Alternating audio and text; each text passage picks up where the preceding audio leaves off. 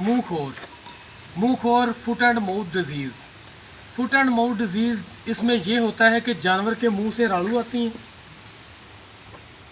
और जानवर के मुंह में छाले बन जाते हैं, जिसकी वजह से वो चारा नहीं खा पाता और इसके पैरों में जो ज़ख्म हो जाते हैं खुर के दरमियान में, इसको टेम्परेचर हो जाता है।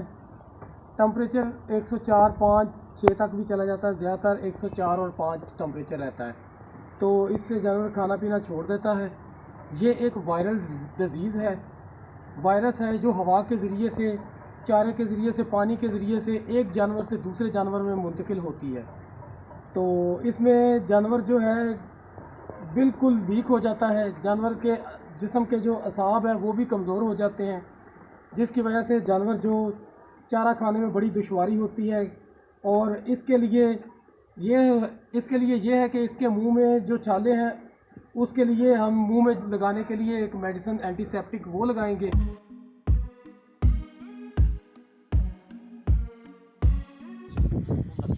इस वक्त हम आए हैं एक फार्मर के पास और उसके जानवर को फुट एंड माउथ डिज़ीज़ का मसला है। तो मुंह खोर का मसला इसके पैरों पे ज़्यादा आया हुआ है, ये चल नहीं सकती, ये इस वक्त लंगड़ा के चल रही है।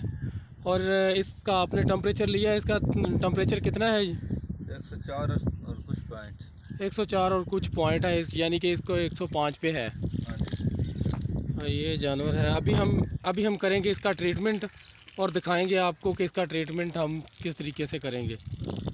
इसका करेंगे हम ट्रीटमेंट और सबसे पहले हम इसको लगाएंगे एंटीवल। लार्ज एनिमल है और 20 ml।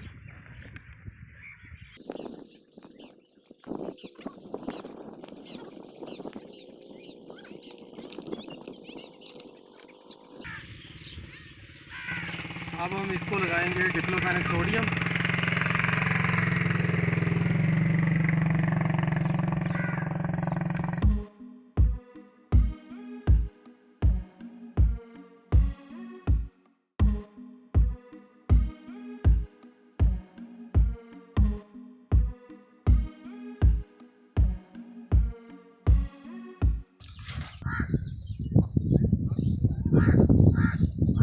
पहले हमने इसको लगाया डिक्लोफेनेक सोडियम। डिक्लोफेनेक सोडियम जो है उसका फंक्शन ये है कि वो फौरी तौर पे जानवर को आराम देता है, उसमें जो पेन है जिस्म की वो पेन को कवर करता है। अब हम लगाएंगे इसको मेलोक्सिकेम साथ 15 ml जो हम इसको मेलोक्सिकेम लगाएंगे और उसका असर रहता है, डिक्लोफेनेक सोडियम का 8 घंटे तक असर रहता है। उसके बाद मेलोक्सिकेम अपना असर शुरू कर देगा।